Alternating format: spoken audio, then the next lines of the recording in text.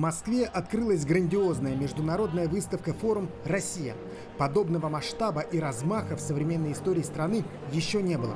На территории парка ВДНХ появились ультрасовременные павильоны главных технологических национальных корпораций, а также все свое многообразие и уникальность представили регионы России. Все 89 регионов презентовали свои экспозиции. В итоге за один день можно обойти самую большую страну в мире. Здесь вы увидите и вулканы Камчатки, крепости Дагестана, пермских роботов, отправитесь в путешествие по Хакасской степи и улетите к звездам с космодрома Восточный. Главная задача выставки – познакомить людей со страной и показать, насколько Россия большая, уникальная и разнообразная. Замечательная выставка. Это наша страна, это Россия. Как же, поэтому эта выставка чудесная. Ну а Дальний Восток, мы, честное слово, старались. Я бы желал, чтобы у всех жителей Дальнего Востока возникло ощущение, что Дальний Восток с каждым днем, с каждым месяцем, с каждым годом становится красивее, благоустроеннее, комфортнее для жизни людей. Мы, регионы, давно ждали вот такое мероприятие, чтобы были представлены все регионы, все наши достижения, не только регионов, но и крупнейших компаний страны, чтобы мы, россияне, наконец-то поняли, в какой великой стране мы живем, да, чтобы мы увидели все это. Мы, к сожалению, я об этом тоже часто говорю, до сих пор не очень хорошо понимаем и масштабы страны, и что в каких регионах делается, и что в каких регионах есть. Кстати, помочь понять масштабы страны поможет так называемый паспорт туриста. Перед посещением экспозиции на информационной стойке можно получить такой документ и отправиться в настоящее путешествие. Подходишь к представителям каждой республики или области и проходишь маленький квест, отвечаешь на анкету в приложении в телефоне, потом по получению получаешь штампик. Когда соберешь все штампики, ждет шикарный приз. В одном месте концентрация всех регионов. Хоть что-то новое ты узнаешь о каждом. Я человек любопытный, как и многие из нас. И поэтому я пользуюсь этой возможностью посетить в одном месте все регионы России. Просто в восторге. Я просто так долго ждал. Не думал, что буду ощущать себя как школьник в магазине детских игрушек. Большой интерес у посетителей вызывает павильон Республики Саха-Якутия.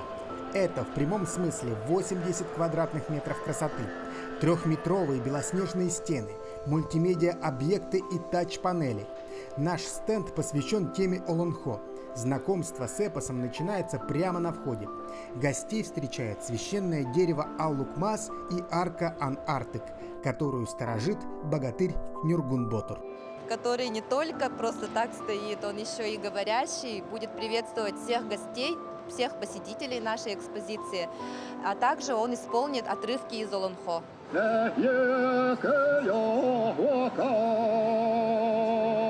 Ожившие герои эпоса сопровождают гостей и внутри павильона.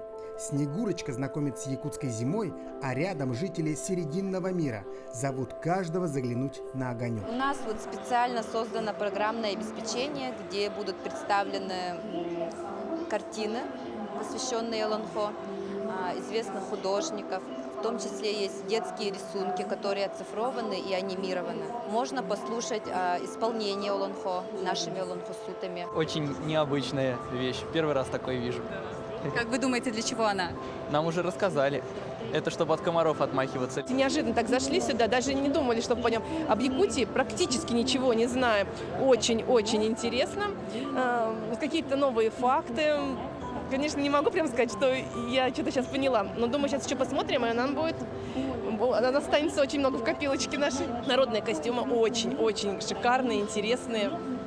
Фотографировались, ребенок сфотографировался вместе с этими костюмами. Мы только подошли к вашему павильону, вот пытаемся познакомиться, как раз читаем вот стенд. Очень красивые изделия, нож, я так понимаю, это, наверное, рог на кости, да, поэтому интересно, ознакомливаемся. Первое, что подумал сегодня, какая у нас большая страна, потому что так устали ходить, мы вот один павильон уже посетили, вот сейчас во втором уже просто изнемогаем, но хочется все досмотреть. осознание того, что у нас большая страна, богатая страна, разнообразными ресурсами, Какое разнообразной разнообразие культур, да. природы и культуры. Да, все это очень интересно. Страна огромная, и не каждый бывает в Якутии, это очень далеко. И, конечно же, нам здесь, в сердце России, хочется показать, что мы близки к каждому и ждем вас в Якутии. Сегодня наша экспозиция, она уходит в нашу древнюю культуру, культуру народа Саха, эпос Аланхо. И, безусловно, каждый, кто пришел сюда, я думаю, что унесет частичку тепла, которую дают наши аланхасуты, чарующие звуки хамуса, теплоту нашей якутской земли. Ну, а магический столб Сергея, конечно же, находится в нашем павильоне. Мы ждем всех для исполнения желаний. А еще в павильоне Якутии гостей ждет знакомство с нашим настоящим. Посетители увидят уникальные разработки в промышленности, строительстве, медицине, сельском хозяйстве. Убедятся, что Республика Саха не только про золото и алмазы. Воочию увидят проект «Экстра Синема», способный сделать из любого зала настоящий кинотеатр. Посмотрят и на другие достижения последних 5 лет. Мы один из самых быстро развивающихся регионов нашей страны, это уже всем очевидно. И я очень рад, что восприятие Якутии как очень холодной территории, где добываются алмазы, несмотря на то, что и холод у нас есть, и алмазы у нас треть мировых добывается, все-таки меняется восприятие наших сограждан уже на восприятие Якутии как одной из тех территорий, где развиваются активные креативные индустрии, где замечательное кино, где замечательная культура, где прекрасные праздники, где самое главное живут настоящие патриоты нашей великой России. Выставка «Россия» будет работать до 12 апреля следующего года. За это время в якутском павильоне можно посетить уникальные мастер-классы, например, по бисероплетению. Я начала плести браслет на удачу и любовь. Никогда этим не занималась, но Полина Никитишна все очень досконально объясняет. Когда я начала первый ряд, то я даже не знала, как вставлять бусинку, а сейчас вот ряд за рядом я уже смогла сделать, начала 4-й ряд. Я его обязательно продолжу дома и закончу этот браслет. Я же еще тут буду, чуть чего, можно что-то еще другое узгожу. Потом уже будете и такие делать. Во время открытия выставки были подведены итоги всероссийского конкурса «Дальний Восток. Земля приключений». Потомственный коневод Дугуйтан Винокуров стал обладателем 3-го места в номинации «Зимние путешествия». Наш земляк знаком многим по экстремальным походам на якутских лошадях. Так, в 2022 году он преодолел 11 тысяч километров от полюса холода до Москвы. Спустя год якутянин отправился в поход из Аймикона до Магаданской области. Как раз за 2-ю экспедицию Дугуйдан и получил заветный приз конкурса. Он разместил свой кинофильм о путешествии на сайте и вышел в финалисты. По словам организаторов, конкуренция среди участников была очень высокой. В шорт-лист попали 200 работ. Меня тянет в походы. То есть я сижу, лежу, думаю, куда можно поехать еще. А потом уже будем работать над этим. То есть музей, школа верховой езды, школа стрельба из лука и традиционные, культурные. Вот это все будет. Надеюсь, в ближайшем будущем все осуществится. Каждому из 89 регионов страны во время выставки предоставляется отдельный день для презентации. Якутии выпала честь одной из первых представить себя. Датой была выбрана 12 ноября. Это наш павильон «Вселенная Аланхо». В течение 5 месяцев можно прийти сюда и узнать о традициях и культуре народа Саха. Но сегодня, в день презентации Якутии на выставке «Россия», нашему региону посвящены мероприятия буквально на всех площадках этого невероятного международного форума. Начался день с презентации мультфильмов «Току» и «Айтал и волшебная сила». Не секрет, что Якутия сегодня лидер в России по кинопроизводству. Но для многих стало открытием, что у нас в республике активно развивается и анимация. То есть если «Току» у нас рассчитан на дошкольников до 7 лет, да, то «Айтал и волшебная сила» это уже для младшего школьного возраста, так скажем. У нас же в планах запустить детский телеканал под названием «Току». Наверное, мы единственная телекомпания в стране, которая делает свои мультфильмы. Также в рамках форума прошла презентация будущих 8-х летних спортивных игр «Дети Азии». Соревнования состоятся в Якутске и станут самым масштабным международным спортивным событием страны в 2024 году. Они объединят юных спортсменов из 25 стран. и к ним приковано особое внимание. Сегодня пойдет речь о роли игр Дети Азии не только для республики, а в целом для подготовки спортивного резерва, для подготовки спортсменов в призме страны, и не только страны, а на всем азиатском континенте, потому что сегодня игры Дети Азии — это, скажем так, уже больше, чем спортивный проект, это такой межкультурный, международный проект, который родился в свое время в далеком, вроде бы, но близком сердцу любому россиянину в городе Якутске, Республике Саха-Якутия. Недавно прошедший президентский совет по развитию физической культуры и спорта была озвучена такая мысль, как поиск новых форматов взаимодействия с международными организациями, проведения мероприятий. Надо сказать, что здесь Республика Саха-Якутия совместно с Олимпийским комитетом России, Олимпийским советом Азии этот шаг сделали уже в 2012 году, когда создали Международный комитет Дети Азии, который сегодня всецело занимается развитием этого проекта. И на сегодняшний день все контакты сохранены, заинтересованность в играх есть.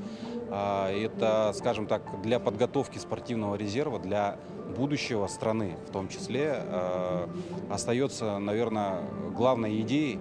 По итогам презентации глава Якутии Айсен Николаев и президент Олимпийского комитета России Станислав Поздняков подписали соглашение о взаимодействии в области развития олимпийского движения, а также были объявлены первые послы 8-х игр Дети Азии. Ими стали прославленные спортсмены и олимпийские чемпионы Вячеслав Фетисов и Маргарита Мамун. Мне очень было радостно сейчас на презентации видеть знакомые лица, знакомые кадры.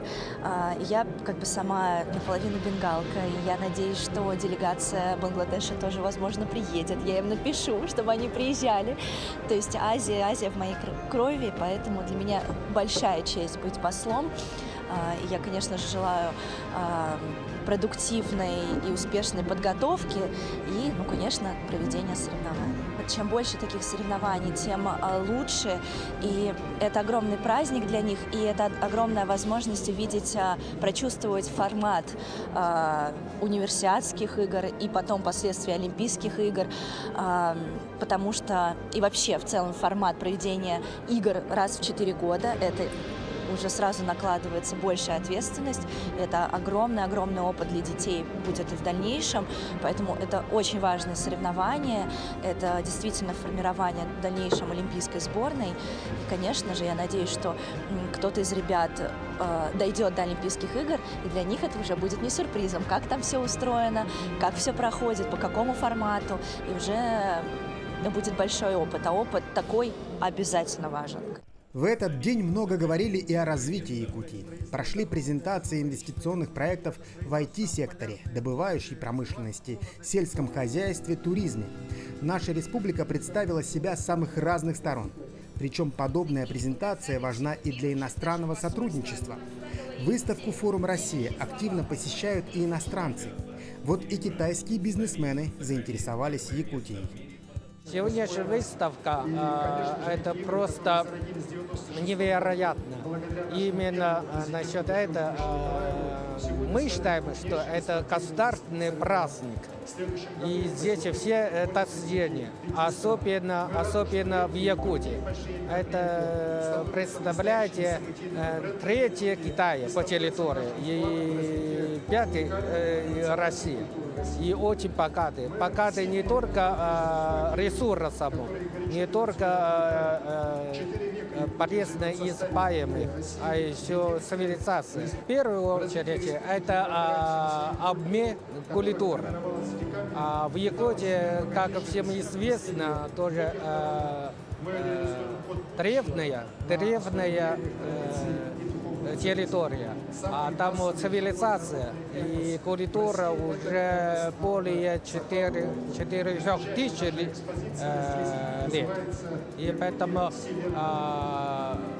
сокровища культура в Якутии. И поэтому мы решили организовать выставку, как показать всякие это интересно мамонтов или что-то, да, и показать в Китае, и чтобы люди обратили внимание на вечные мерзлоты,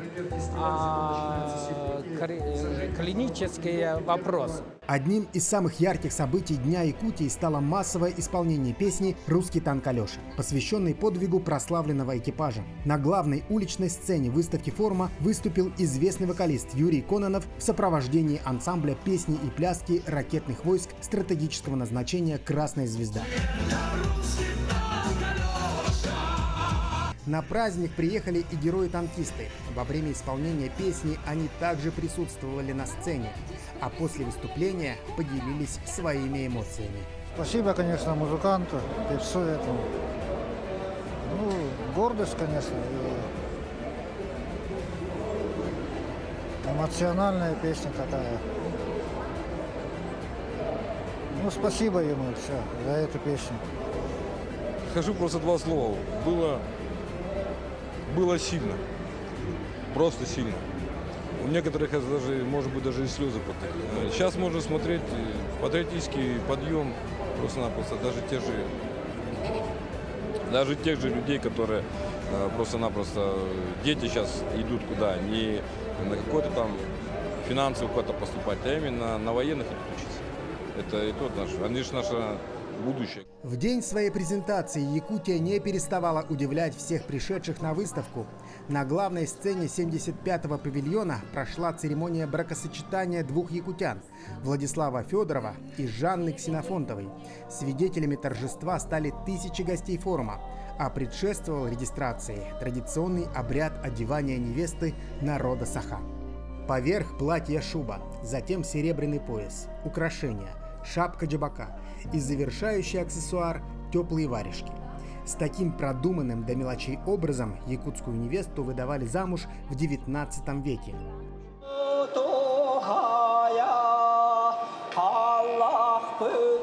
А вот так церемония бракосочетания проходит в наши дни. Под марш Мендельсона на сцену вышли Жанна и Владислав.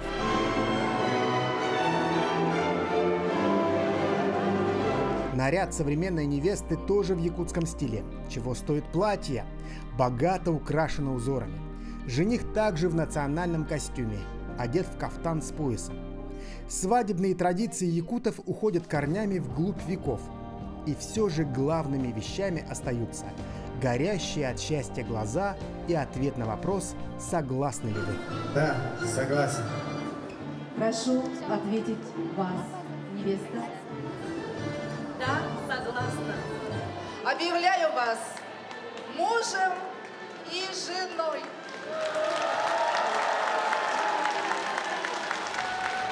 Мы очень большие молодцы с Владиком, что мы стойко это выстояли, потому что это действительно волнительно. На всю Россию объявляют нас мужем и женой. Ой, я до сих пор волнуюсь. Жанна – актриса театра и кино. Владислав – режиссер телеканала «Якутия-24» и кинопродюсер. Паре было важно заключить брак в русле традиций. Оба свято чтят и берегут якутские обычаи. 4 года подряд состояла в топ завидных невест, но теперь я обрела счастье. Да, я муж. Все, ты муж. Все. Новоиспеченные муж и жена Жанна и Владислав Федоровы стали первой парой, которая зарегистрировала свой брак во время работы Международной выставки «Россия». И той парой, которая открыла череду следующих национальных свадеб. В течение 5 месяцев на сцене 75-го павильона узами брака свяжут себя и пары из других регионов страны. В этом году к открытию выставки «Россия» приурочили и проведение продуктовой ярмарки регионов Дальнего Востока в самом центре столицы. Традиционно в ноябре в Москве появляется улица Дальнего Востока, и располагается она именно на Новом Арбате. А это одна из самых популярных туристических точек столицы. И, наверное, место лучше для презентации самого большого федерального округа в нашей стране и не придумать. А помогают привлекать внимание вот такие инсталляции. Пройти мимо просто невозможно. Здесь представлены, например, мосты Владивостока. Также каждый может ознакомиться с экспозицией, которая посвящена развитию Дальнего Востока. На стендах информация о новых предприятиях, туристических маршрутах, федеральных мегапроектах, которые реализуются в округе. Здесь располагаются такие павильоны, у каждого региона свой, там представлена сувенирная продукция, а также дальневосточные деликатесы. Можно сразу все продегустировать, купить, даже на вынос. Говорят, пользуется популярностью хот-дог с креветкой. Сейчас узнаем, чем же удивляет якутская кухня. В основном продаем салат из шира, и пельмени с оленины, и шаурма с олениной. Индигирка, подкопченый чир, там нарезка с картошкой подаем. И еще северная рыба на пару с овощами. Оленину я впервые в жизни ем. Очень вкусно. Просто великолепно. Так что вы все-таки приобрели?